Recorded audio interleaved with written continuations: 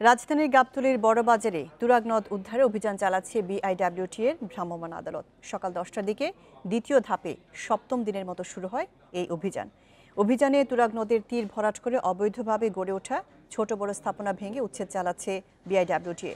এই অংশে নির্মাণ করা সীমানা প্রাচীরও ভেঙে ফেলা হচ্ছে। বিআইডব্লিউটি এর যুগ্ম পরিচালক KM আরিফুদ্দিন জানিয়েছেন, দখলদারীরা যতই প্রভাবশালী হোক না কেন কাউকেই নদের জায়গা দখল করতে দেয়া হবে না। সব অবৈধ স্থাপনা উচ্ছেদ না হওয়া পর্যন্ত অভিযান অব্যাহত রাখা হবে বলে জানিয়েছেন তিনি।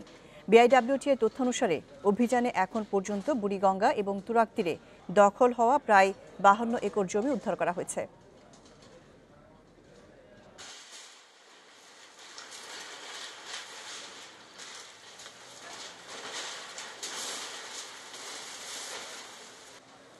জায়গায় জায়গায় তারা মাটি দিয়ে বাঁধ দিয়ে এটাকে পুকুরে পরিণত করছে, নদীর অংশটাকে পুকুরে পরিণত করছে এবং এই পুকুরে নাকি তারা মাছ চাষ করবে বা এই ধরনের কথা বলছে।